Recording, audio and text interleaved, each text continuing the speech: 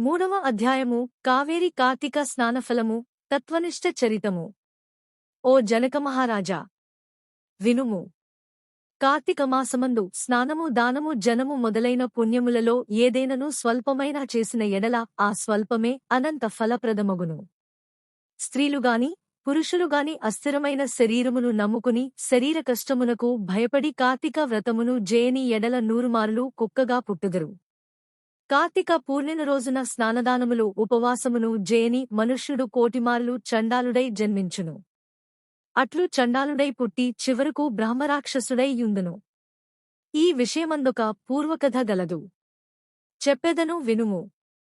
ఆ ఇతిహాసము తత్వనిష్ఠునిడైయున్నది గనుక దానిని వినుము. ఆంధ్రదేశమందు తత్వనిష్ఠుడను ఒక బ్రాహ్మణుడు గలడు. అతడు సమస్త శాస్త్రములను చదివినవాడు, ఆబద్ధమాదనివాడు, ఇంద్రియములను జయించినవాడు, సమస్త ప్రాణులందు దయగలవాడు, తీర్థయాత్రలందాసక్తి గలవాడు.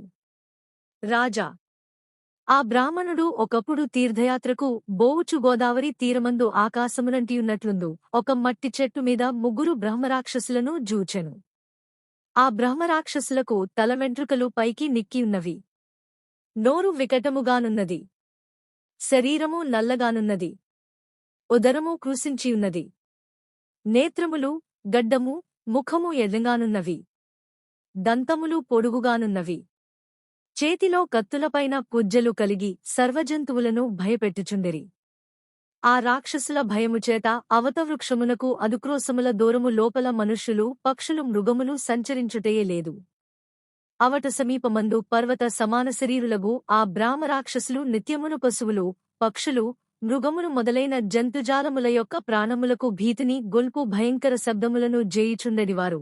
అనేక కార్తీక వ్రతములాచరించిన తత్వనిష్ఠుడు దైవవశము చేత మార్గమున పోవుచు మట్టిచెట్టు మీదనున్న 3 బ్రహ్మరాక్షసులను జూచెను. తత్వనిష్ఠుడు భయపడి శ్రీపారిపాదారవిందములను స్మరించుచు దేవేశా, నన్ను రక్షించుము. లోకేశ, నారాయణ, అవ్యయ, నామోర ఆలకించుము. సమస్త భయముల నశింపజేయు దేవా, నా భయమును పోగొట్టుము. నాకు నీవే దిక్కు, నీవు తప్ప నన్ను రక్షింపసమర్థులెవ్వరును లేదు. ఈ ప్రకారము హరిని గూర్చి మొలబెట్టుచు నారిభయమున పరుగెత్తుచున్న బ్రాహ్మణుని జూచి బ్రహ్మరాక్షసులు వానిని భక్షించు తలంపుతో అతని వెంబడి పరుగెత్తసాగిరి. ఇట్లు కొంత దూరము పోగానే వెనుకకు తిరిగిన ఆ బ్రాహ్మణుని దర్శనము వలన బ్రహ్మరాక్షసులకు జాతి స్మృతి గలిగినది. ఓ రాజా, తరువాత బ్రహ్మరాక్షసులు ఆ బ్రాహ్మణుని ముందు భూమి యందు దండప్రణామములాచరించి అంజలిపట్టి నమస్కరించి అనేక వాక్యములతో ఇట్లని స్తుతించిరి. బ్రాహ్మణోత్తమా, మీ దర్శనము వలన మేము పాపరహితుల మైతిమి, మీరాక మాకు ఉపకారము కొలకైనది. అది న్యాయమే. మహాత్ములు జీవించుట యాత్ర చేయుట లోకమును ఉద్ధరించుట కొరకే ఉపకారము కొలకే అగునుగదా. బ్రాహ్మణుదీ మాటలను విని భయమును వదలి మంచి మనస్సుతో ఇట్లనియే, మీరెవ్వరు? ఏ కర్మ చేత మీకిట్టి వికృత రూపములు గలిగినవి? లోకనిందితమైన ఏ కర్మను మీరు పూర్వమందు చేసినారు? భయమును వదలి సర్వమును నాకు జెప్పుడు. తరువాత రాక్షసులు తాము చేసిన నింద్యకర్మలను వేరువేరుగా తలచుకొని ఆ బ్రాహ్మణునితో ఇట్లని విన్నవించిరి. మొదటి బ్రహ్మరాక్షసుడు ఇట్లు పల్కెను, అయ్యా, నేను పూర్వజన్మమందు ద్రావిడదేశములో మందరమును గ్రామమునకు గ్రామధికారిని, మునసబును, బ్రాహ్మణులలో నీచుడను, కఠినముగా మాటలాడువాడను, ఇతరులను వంచించు మాటలను మాట్లాడుటలో నేర్పరిని, నా కుటుంబ లాభము కొరకు బ్రాహ్మణుల ధనమును చాలా అపహరించితిని. బంధువులకు గాని బ్రాహ్మణులకు గాని ఒకనాడైనను అన్నమును బెట్టి ఎరుంగను. బ్రాహ్మణుల సొమ్ము స్నేహముచేత హరించుటచే 7 తరముల కుటుంబము నశించును. దొంగతనముగా బ్రాహ్మణుల ధనమపహరించిన ఎడల సూర్యచంద్ర నక్షత్రములుండు వరకు కుటుంబము నశించును.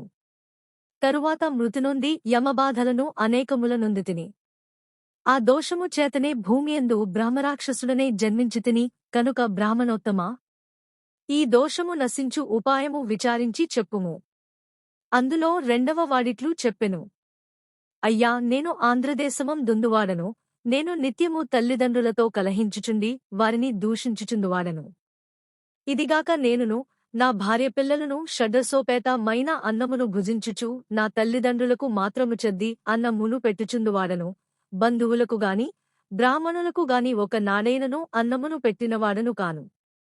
మరియు ధనమును విస్తారముగా ఆర్జించియుంటిని. పిమ్మట నేను చనిపోయి యమలోకమందు 8 యుగముల వరకు యమబాధలను పొంది బ్రహ్మరాక్షసుడవై భూమియందు జన్మించితిని. ఓ బ్రాహ్మణోత్తమా, నాకీ పాపము తొలగు ఉపాయము జెప్పి నన్ను ఉద్ధరింపుము. తరువాత మూడవవాడు నమస్కరించి తన స్థితిని ఇట్లు చెప్పెను. అయ్యా, నేను ఆంధ్రదేశ నివాసిని, బ్రాహ్మణుడను. విష్ణువాలయమందు స్వామికి అర్చకుడను. స్నాన సంధ్యావందనములను విడిచి స్వామి పూజను వదలి పరనిందలను కేయుచు విశేషముగా మాటలాడుచు కఠినుడనే దయాశూన్యుడనే తిరుగుచు దేవాలయమందు భక్తులు వెలిగించు దీపములలోని నెయ్యి నూనెను అపహరించి వేశ్యాగృహమందు దీపములను పెట్టి ఆ నేతిని వేసుకు ఇచ్చి దేవతానివేదితాన్నమును అపహరించి అనేక యాతనలను అనుభవించి తరువాత భూమికి వచ్చి నానాజన్మలందు జన్మించి చివరికి బ్రహ్మరాక్షసుడనే బుట్టి ఈ మట్టిమీద ఉంటిని గనుక సమస్త భూతదయాపరా బ్రాహ్మణోత్తమా, నన్ను రక్షించుము. నాకీ బ్రహ్మరాక్షస జన్మమును నశింపజేయుము. తత్వనిష్ణుడిట్లు బ్రహ్మరాక్షసుల మాటలను విని ఆశ్చర్యమునొంది మీకు కొంచ మైననో భయములేదు. మీ దుఃఖము పోగొట్టెదను. నేను కార్తీక స్నానార్థము పోవుచున్నాను. నాతో మీరు కూడా రండి అని వారిని తీసుకునిపోయి కావేరీ నదిలో బ్రహ్మరాక్షసుల నిమిత్తము రాక్షసులచేగూడా స్నానము చేయించి వారికి బ్రహ్మరాక్షసత్వమును నశింపజేసెను. అముకానాం బ్రహ్మరాక్షసత్వ నివారణార్థం అస్యాం కావేర్యాం ప్రాతస్నానం మహంకరిష్యే ఇట్లు సంకల్పము చేసి ఆ బ్రాహ్మణుడు విధిగా స్నానము చేసి ఆ రాక్షసుల కొరకు ఆ ఫలమిచ్చెను. ఆ క్షణముననే ఆ ముగ్గురు దోషవిముక్తులై దివ్యరూపములను ధరించి వైకుంఠలోకమునకు బోయిరి. ఓ జనకమహారాజా, వినుము. మోహము చేతగాని అజ్ఞానము చేతగాని కార్తీక మాసమున శుక్రనక్షత్రముదయించినప్పుడు తెల్లవారు జామున సూర్యోదయకాలమందు కావేరీ నది యందు స్నానము చేసి పిమ్మట శ్రీవిష్ణు పూజలు చేసిన వానికి 10,000 యజ్ఞములు చేసిన ఫలము కలుగును. ఇందుకు సందేహము లేదు. కార్తీక మాసమందు ఏదో ఒక ఉపాయము చేత కావేరీ స్నానమును తప్పక చేయవలయును. కార్తీక మాసమందు దామోదర ప్రీతిగా ప్రాతస్నానము జేయనివాడు 10 జన్మలందు చండాలుడై జన్మించి తరువాత ఊరపందిగా జన్మించును. కాబట్టి స్త్రీగాని పురుషుడుగాని కార్తీక మాసమందు ప్రాతస్నానమును తప్పక చేయవలెను. ఈ విషయమై ఆలోచన చేయవనిలేదు.